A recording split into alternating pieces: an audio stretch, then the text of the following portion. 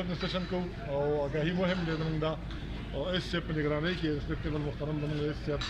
هغه موږ ته تشریف فرما دي نو تاسو ته دا ریکوست دی درخواست دی ستاسو په کورونو کې ټینکۍ دي بیلرې دي ډرمان دي هغه سیف ساتئ پټ ساتئ چونکې د ډینګي سیزن دی هم د دغه نه ډینګي ماشه جوړیږي د دغه اوبو نه د پاکو اوبو نه د بیلر نه د ډرم نه که دا موږ تاسو دا سیف کو پټي کو نو زموږ ته به ډینګي نه مخنیوي وشي د هر یو حوالې سره ملیریا په حوالې کې دا خبرې دي چې زموږ ستاسو کورونو مخکې نلۍ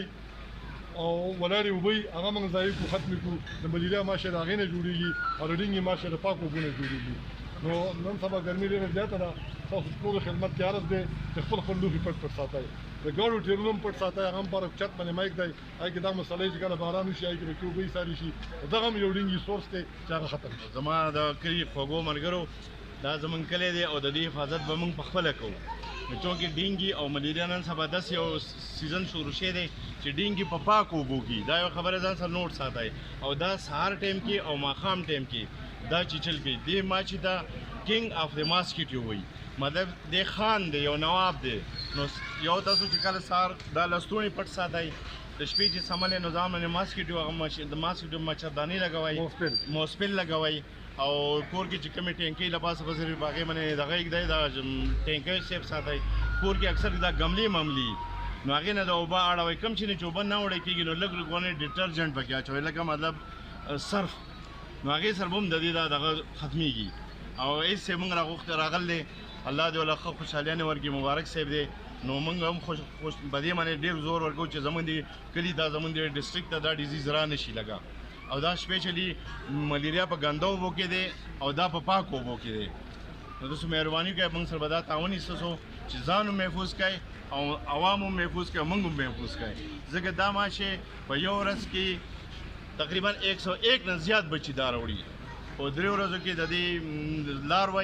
لاروانه بیا دا معمولی ماسکیټو جوړ شي ماسکیټو په یو ورځ کې تقریبا 101 نه زیات بچي راوړي چې 100,000 نو تقریبا 4000 بچي د یو ورځ کې پیدا کولی شي او دوی تقریبا 1 سیسو بم پکاري نو هغه که هغه کې زه ټي ایم ای ته هم دا ریکویسټ کوم ځکه چې په دې ګنده ځایونو کې اکثر د بوتلې پرتې وي د دې ډیو او د دې چیزونو په دې کې هم ډېرې لږې اوبه ولې نه وي او په ټیلې کې هم جوړېږي او نو هغه پکې خپل هګۍ واچي او چې هغه ته کله موقع میلاو شوه 38-25 ډګري سنټیګریډ ته چې هغه راشي نو بس هغه به خپل دغه وکړي او افزایش پکې وشي او ماشي جوړ شي نو سږکال خو انشاءالله دومره مسله نشته خو بیا هم ستاسو تعاون سره به دا کار تاسو به موږ سره کوئ او خپل کورونه به محفوظ او موږ به محفوظ د چټېسر عوامو ته زما دا درخواست دی چې د خپلې صفایۍ په خپله خیال وساتئ ډینګي یو موذي مرض دی او دې نه مطلب دا دی چې هر قسم بیمارانې پرې لایېږي نو کوشش وکړئ چې یو ځای کې تاسو چېرته لکه څنګه چې ډاکټر صاحب دا وایي چې یاره دا په 1 cc اوبو کې هم پیدا کېږي او خپلې هګۍ اچوي او خپله خصمانه کوي نو کوشش که عوام دا وکړي چې که چېرته ډرمونه وي که چېرته ټیرونه وي که چېرته دا وي صفا اوبه وي چې هغه اوبه چې کوم دي صفا کوي او د هغې خیال وساتي خپل ځان هم بچ کړي د خپل اهل عیال هم خیال وساتئ د بیمارانو د بچ کېدو او د خپلو ماشومانو د بچ کېدو هم کوشش وکړئ صاحب چې کوم دی هغه انتهایي رسپیکټیبل دی زموږ لپاره او خاص کر چې کیسر کې هغو کوم ایفرټ شروع کړي دي د بجلۍ په حوالې سره ټلنات نیټورک په حوالې سره نور د روډونو په حوالې سره نو موږ د زړه د کومې نه چې کیسر عوام خاص کر د هیلث ډپارټمنټ د احسان الله صاحب انتهایي مشکور یو الله دې زموږ زندګي ورکړي الله